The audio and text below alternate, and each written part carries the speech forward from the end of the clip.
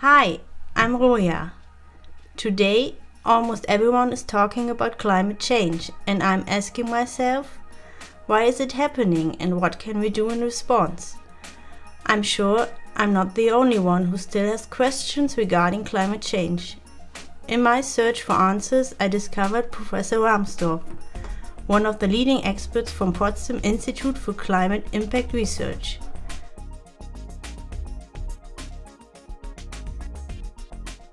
My initial questions are: how is global warming related?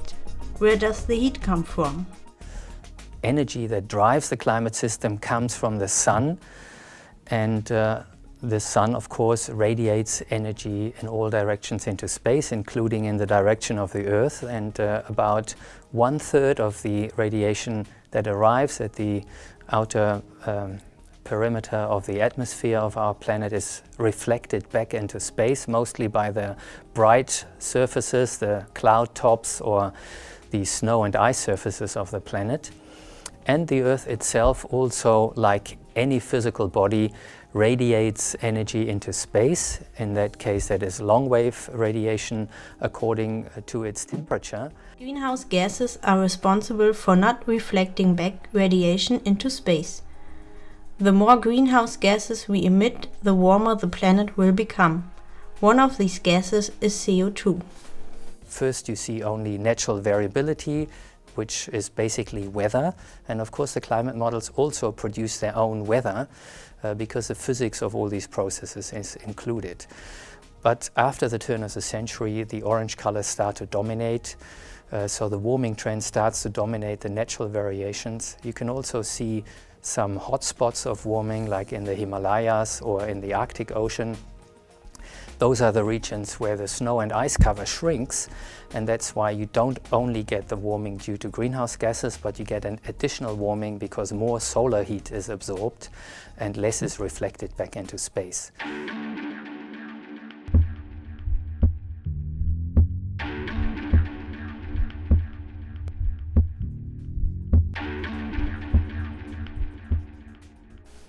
If we are to prevent all of this, we need to limit the global temperature rise to 2 degrees. Will that solve the problems? If you assume that we manage to limit global warming to 2 degrees at most, so this is this famous policy target of 2 degrees, even then the good news is that we managed to limit sea level rise below 1 meter by the year 2100. We're pretty certain to end up below this. But by the year 2300, we will get between 2 and 3 meters of sea level rise, even after stabilizing global warming at 2 degrees above the pre-industrial temperatures. It's not enough to stop emitting greenhouse gases. We also have to adapt to climate change. But even adaptation may not be enough. Reducing our emissions, however, should still be our main mission. Stopping global warming at an acceptable level, say below 2 degrees, is really a race against time. And the reason why it has become a race against time is because we did not act early enough. And there are ways of reducing our emissions fast enough without major economic problems. And not doing something against global warming will turn out far more expensive. Of course, actually estimating the damages that would be caused by climate change, that is a very uncertain business, one has to say. So I don't think we really can estimate the damage costs of climate change. But we can estimate reasonably well how much it would cost to reduce our emissions, because this is all with known technologies. We know how solar power works, how wind power works, what it costs, how the costs go down with experience and learning curves, etc.